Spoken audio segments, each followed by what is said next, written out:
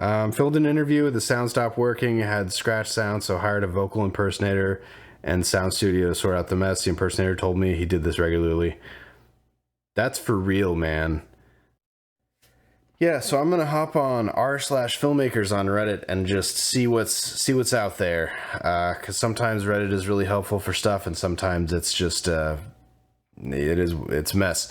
So let's see what we got. I found some good subjects that I want to try out. So first one up: what's the biggest problem that you had as a filmmaker? Biggest problem that we're facing in filmmaking, whether it be on a professional production or a one-man short film. Yep. Self-esteem, anxiety, poor social skills. Yep. Finding dedicated people who actually take the project seriously. Yes, this is especially true with low and no budget stuff when there's no money. It's just the people that will show up for no pay are specific kinds of people. And I'm not saying they're bad people, because I do stuff for no pay a lot and I do stuff for pay a lot. But yeah, it's hard getting people to show up, especially more than once. Yeah, it's a weird long game. I found the most efficient way to do it is just be around at least one or two other people that are within, driving distance or walking distance, that are at least somewhat interested in the same kind of stuff you're doing and care about filmmaking, and that helps. Or it's helpful to, if you're the filmmaker person of the group, be around or be friends with actors, because they always need stuff. But it's tricky, and if you're not in a city or if you're not in a town, that makes it so much harder, because I feel like you need a city or a town just to have enough people with different, diversity of ideas and lifestyles to really come across actors and other filmmakers. But it's tricky. Even today, though, like trying to keep a writers group together or trying to keep a workshop together is without pay or without some other buy-in. It's hard once you do school. Because school's just like everybody's stuck with everybody at all times, and you're paying to be there. So on some level, you're invested, depending on how you feel about paying for school. But short of that, like once you're out of school, like we went from being around each other constantly, like the 20 of us went around from being around each other for 3 years constantly, to the point where it got weird, but it was just not that many people. But once that stopped, we all went our separate ways, basically, because you go back into the real world, and real world is not the same thing. So you're not seeing the same bunch of people every day. That's why I'm so jealous of, like, not SNL, because I feel like SNL has too many horror stories, but I'm really vibing with Smosh right now, because just the way the cast members at least interact is really nice, because they show up like it's a regular job, but then their job is to be actors. So that's cool. Mostly financing. Was the producer for my graduation project. It was really hard to find cash to make everything go forward. For the crew, I was lucky most of them were professional, as long as I would pay them, and they were very reliable. But without money, no matter how amazing your project is, it won't be real unless you can find cash to do it. Yeah, I mean, you're not wrong. The exception is film school, but even then, if you're not part of the film school, if you don't know these people and you're just sort of finding film school people in your community, it's a real dice roll whether you're getting film school kids who this is their first project they're on, or film school kids who, this is their 100th project and they're about to graduate and start working in the industry, or they already are in most cases. Yeah. Is to buy in from your cast and crew and financing. Yeah, it's the money thing. Making movies is really hard, but the money aspect and the time aspect, and they're related. It sucks. It's really hard. Small fry in a small town. I think we're all saying the same thing. Lack of competent leadership. Yeah, this is a small indie film problem, because once, like, if you work in TV, for instance, unless you're working on a pilot or you're working on the first season of a small show, most of the messy stuff has been ironed out. So if you're working on a show that's anything other than the first couple episodes, it's probably they're probably working clean and tight. Movies are different, because movies, everybody gets together, works the run of the movie, and then the movie's over. So That's a little different, but that I feel like is more dictated on the budget. And so really low budget stuff, yeah, there could be real leadership problems, especially if the main actor or the writer or whatever is also the executive producer, the main producer of it. And it compounds it when there's lack of money. Yeah, totally. Finding people who know how to properly fundraise for a film. Yeah, I'm not one of those people. I can I can plan films around X amount of dollars, but I don't understand film finance at all. And I stay away from crowdfunding. I don't think they're talking about crowdfunding in this, but I stay away from it. Oh, they are through Kickstarter. Yeah. I stay away from that stuff just because I feel weird. Redacted name. There's always problems. That's the industry. Solving it is how you succeed. Sure. This person is a pro. I don't really need to get into it, but these are all like problems. This person was a grip, right? And it was gaffing, key grip, had a large Chapman dolly.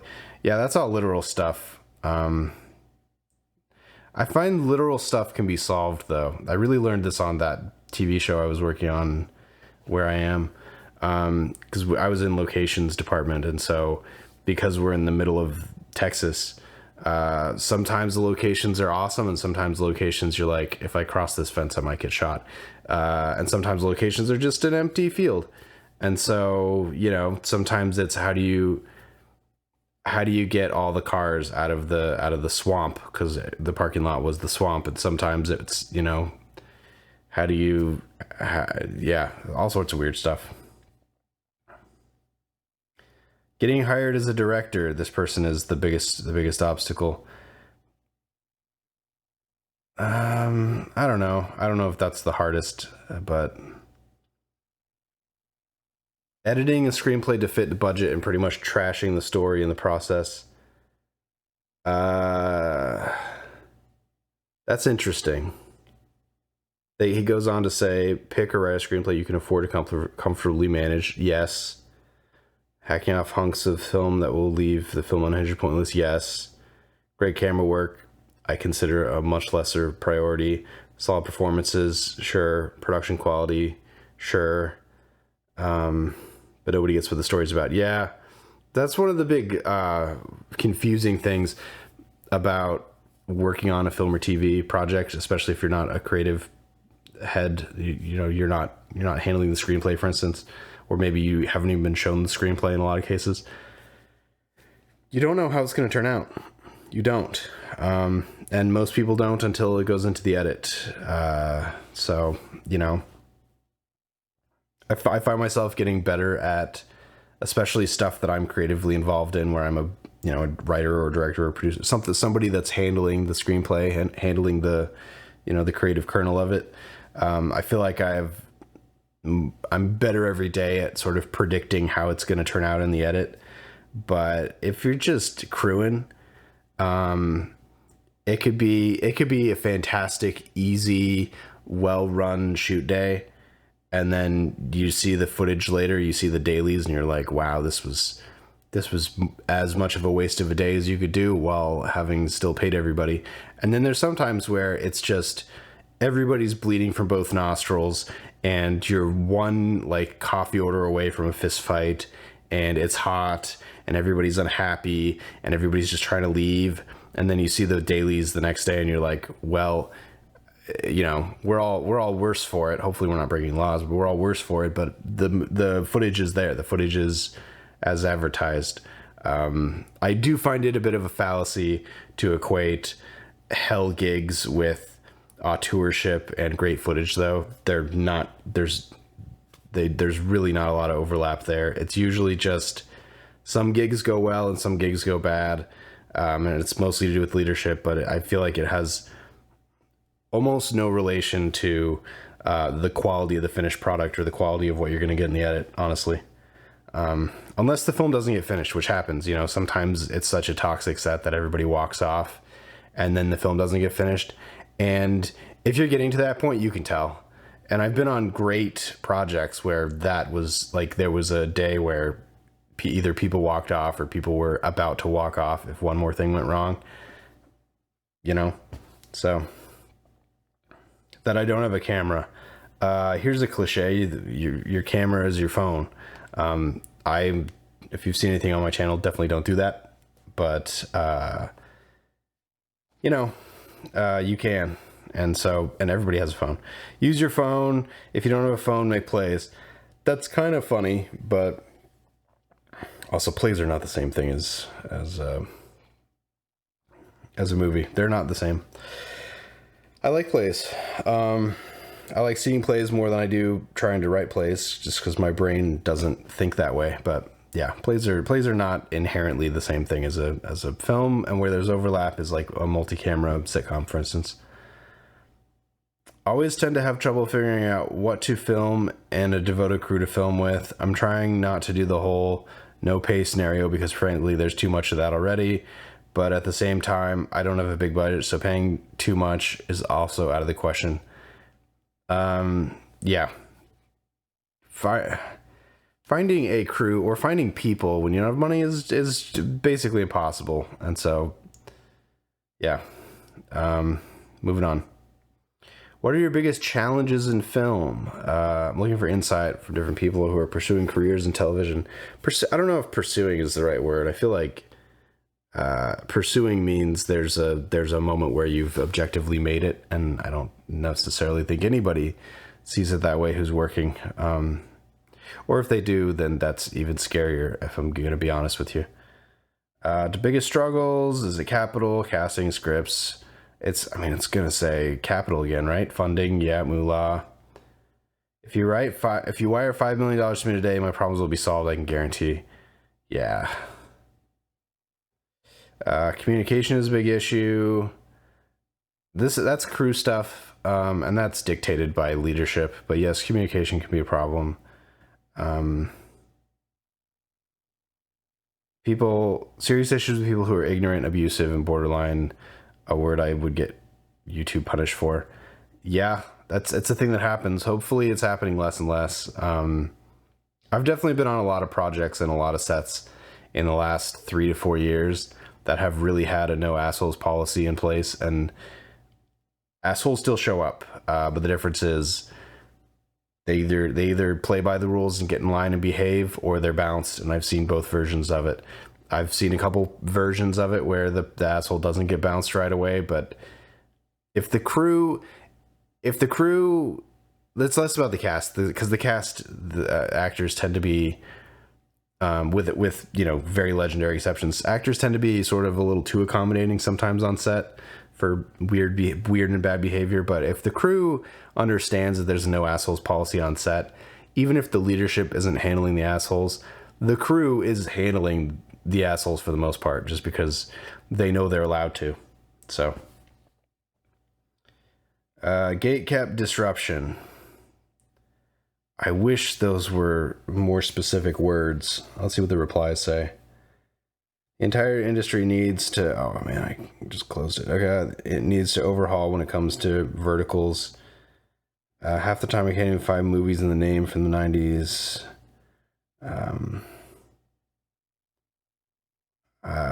Man, just... Okay. Yeah, okay. Yes, I think I agree with the phrase gate kept disruption, but or gate kept distribution. Well, I can't read for one. Gate kept distribution. Yeah, distribution is crazy. I understand nothing about distribution, but the idea that it would be gate kept, yeah, I agree. Funding is the hardest part. I think making a competent and enjoyable film these days isn't too difficult. Getting anyone to watch and or pay money to watch is an entirely different story.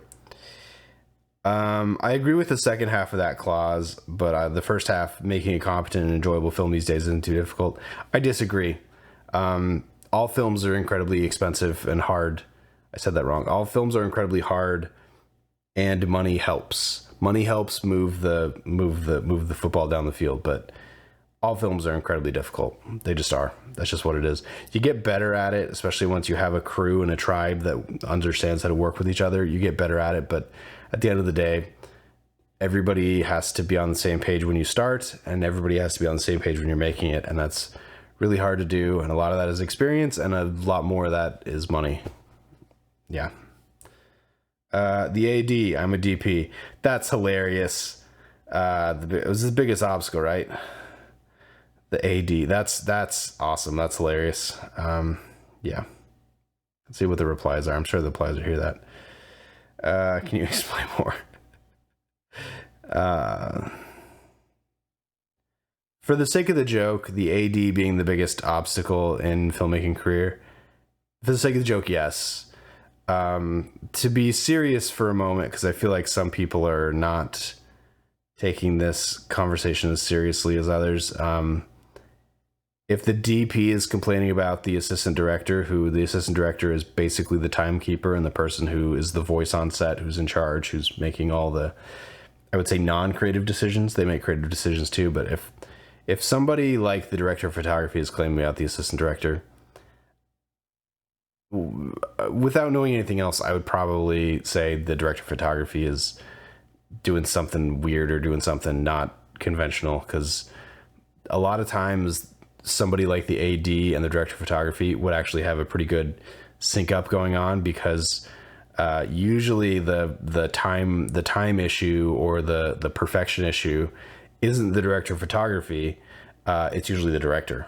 So if the director of photography is beefing with the AD, I think I would be a little concerned about the director of photography.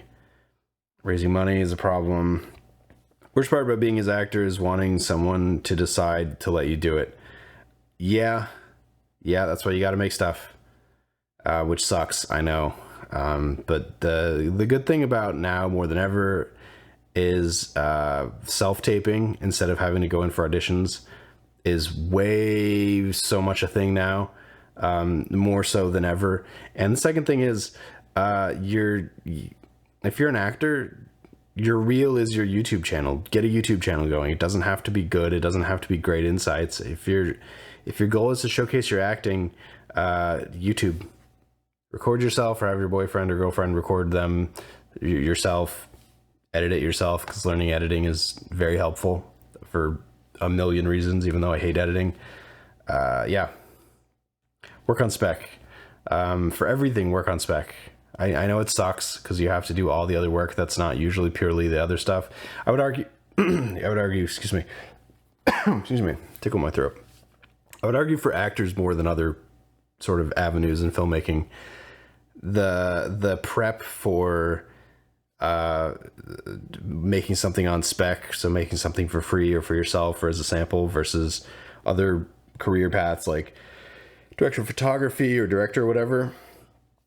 The work is kind of the same for the actor. It's the same amount of work. Whereas if you're a director of photography, you kind of have to put together a whole film set in order to have everything land in front of the camera lens the way it should. So I'm not saying one's more important than the others. That's what it is. Moving on. I'm 23. My issue will soon be healthcare. Lol. Any pointers? Buy healthcare.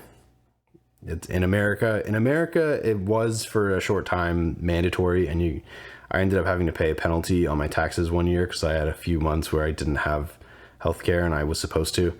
But they got rid of that law, so just buy healthcare. I'm a freelancer. I buy healthcare myself. It was really awesome when I worked in an office and had the office healthcare. It was awesome, and it's way better insurance than what I have now. But I don't work that job anymore, and it would take me 3 months to earn that anyway. So let's see. Looking forward to see the product you're developing. I assume the biggest problem for most is funding. So if I can find a way to connect the indie filmmakers with real funding sources that are not grants or incentives, equity investors. Yeah, at some point I'll rant about grants and incentives, because I did a real deep dive with an accountant, a production accountant one time about this, and it's just not set up for people who don't already have millions of dollars. It's just not. Especially if you don't have distribution sort of somehow set up already. It's weird.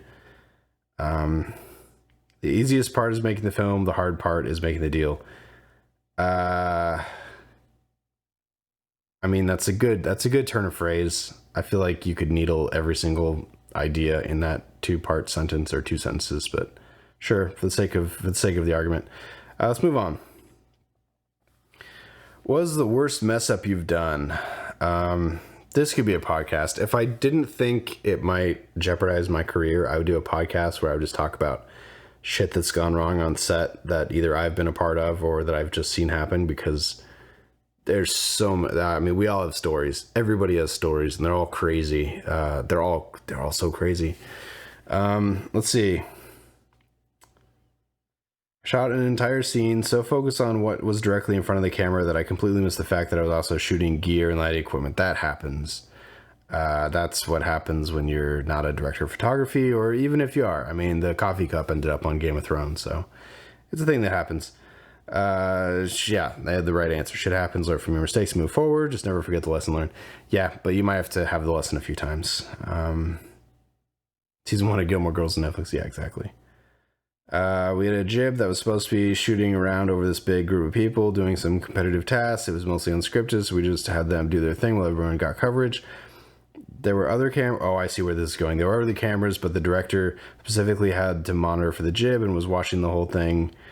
When we cut, it turned out the jib OP never hit record. Oh, it didn't go. I thought the jib op, not jib OP.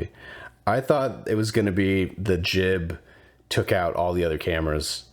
That's what I was expecting, because I've seen that a couple times where everybody's babysitting the RoboCam or the jib or the whatever, and it either, goes into a rut and falls over, or the head snaps off or whatever, or it knocks over all the cameras. I've seen that. Yeah. It doesn't happen a lot, and it really doesn't happen that much when there's a dedicated camera crew for every camera, but because they're babysitting their cameras, but it happens. The multicam and interview shoots, always a camera tips over. You just gotta know it's gonna happen. Sucks. Filmed an interview, the sound stopped working, it had scratch sound, so hired a vocal impersonator and sound studio to sort out the mess. The impersonator told me he did this regularly. That's for real, man. That's for real. Good for them. Sound is one of those things. So they basically did ADR with not the talent to redo all the sound. That's the move. I mean, depending on even Hollywood stuff, depending on the situation, sometimes it's cheaper just to shoot the whole scene again if something goes wrong, even sound. And sometimes, like, ADR is a thing. There's dedicated studios in, like, I got to hang out with the guys on Paramount one time that just do ADR, the other guys do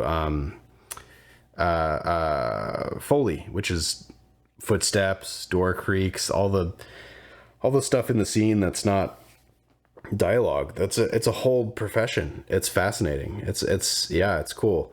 The indie filmmaker in me have at least two usable sources of sound. So I prefer, especially with scripted stuff, everybody's wearing a lav mic hidden on them somewhere, no matter what. Even if it's not getting wirelessly sent back to a camera or something, that's my rule for all my sets. I worked on major studio TV shows where sometimes everybody was wearing lavs and they had a boom coming in, and sometimes the boom guy was just the boom guy and they had nothing else. And sometimes stuff had to get re-recorded, and sometimes it was as simple as if they didn't have access, because I think they had an ADR booth. I think they had an isolation booth somewhere on the studio lot that we were on, because it's not a traditional studio lot. I don't need to get into it, but I think they had an ADR booth. But I do remember a couple times, because we were out in the sticks, I think they just, either the sound guy took the actor into one of the trailers. I feel like it must have been the costume trailer, because the costume trailer has soft stuff. It could have been any of the sound guy took one of the actors into the trailer and re-recorded some dialogue real quick, just so we had it. It works. It's a thing. That was a studio set that happened on. Lose the files. Yeah, shit. Lose the files. That's a scary thing that happens. It's been a while for me, but it's happened before. Or the computer, or the one computer that everybody edits on crashes. Yeah, I don't make those mistakes anymore, because you only got to make them once. Forgot to bring external memory and batteries. Was only able to get 10 minutes out of raw footage. I worked on a thing that me and some grad school buddies were working on over the summer. It was the pilot for a 6-episode, 10-minute comedy show, and our pilot was going to be like 12 or 13 minutes. And our director of photography supplied the camera, and the memory card was an SSD, so it was a Blackmagic camera. The SSD was so big that like 2 days worth of material, like I would never let that happen, but you could put 2 days worth of material on it. And she didn't format the card, and so we only had like 10 minutes of card left, but she didn't want to format it because there was no way she could get the material off that she had on there and put it on something real quick, because she didn't have whatever she needed. Although she didn't have whatever she needed. So it was actually easier just to go to Best Buy and get like a 64 gig SSD and pay whatever it was at the time, a crazy number because SSDs were expensive, than it was to drive all the way back to Long Beach, get the card reader, drive all the way back, find a hard drive big enough to put the whole card on it. Yeah. So, and it would have taken a while because spinning discs. Anyway, it happens. It sucks. Again, a mistake I don't make anymore because Jesus. Threw away an entire Weezer music video edit. Whoops. Luckily, it was wrapped, colored, and exported. So this is after the fact. The post house accidentally deleted their stuff after it was delivered. Yeah. Yikes. Shot a wedding where I caught so many amazing moments, but somehow didn't roll. Yeah, that happens. Another time, ACs early on the peaking in the monitor I was using was set really high, so it was showing in focus, but it wasn't in focus. Yeah, that. Been there. Missing focus is brutal. Directed a music video that ended up getting shelved because it didn't fit the artist's new direction. Oh man, I hope they paid for it. I hope the label paid for it. I was editing for CBS Sports covering the Masters. I got an assignment to make this dramatic build of a previous head-to-head down to the wire showdown, and I killed it. Edge of your seat with music. So they were editing, and they were just basically said, here's all the footage, make something awesome out of this footage. That's cool. For an editor, that's cool. That's not usually how it goes. Turns out the producer was just trying to give us something to do while we waited for the brass to hand down the real marching orders. So my edit just went in the trash, and they had me cut something immensely less interesting that went into the show, and my better work was never seen by anybody outside the editing room. Oh, yikes. Yikes. I would be really, really peeved if the producer that told me to start cutting this thing came in and was like, just kidding, we were just stalling, here's the real orders, and it's the opposite of what you did. That's how relationships get destroyed. Back in college, I shot one of my first ever projects on a Resi camera and returned it to the rental house without dumping the footage. Didn't realize my mistake till later that day. This happens a lot. I've had this happen to me. Not my fault, but yeah, you call the rental house and you go, hey, we left some footage that we thought we got, but we didn't get. It's on one of the cards. You just have the card. I've heard yes. I haven't heard no yet because it hasn't happened that often, but that's so scary. That's so scary. That's one of those things that I don't make mistakes about. The second the card comes out of the camera, it's going either into the bin or into the card reader for uptake, because good God.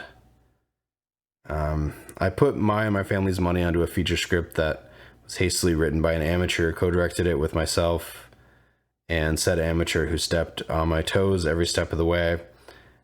Well, it sounds like you're an amateur too, so maybe don't be passing such judgment. And left me in the film in disjointed pieces. Years later, I'm still paying for it in different ways. Long story. Yikes. Yeah, okay. Good stuff, good stuff. That's what it is. What did we learn? What did we learn? What did we learn? I don't know. Like, share, subscribe.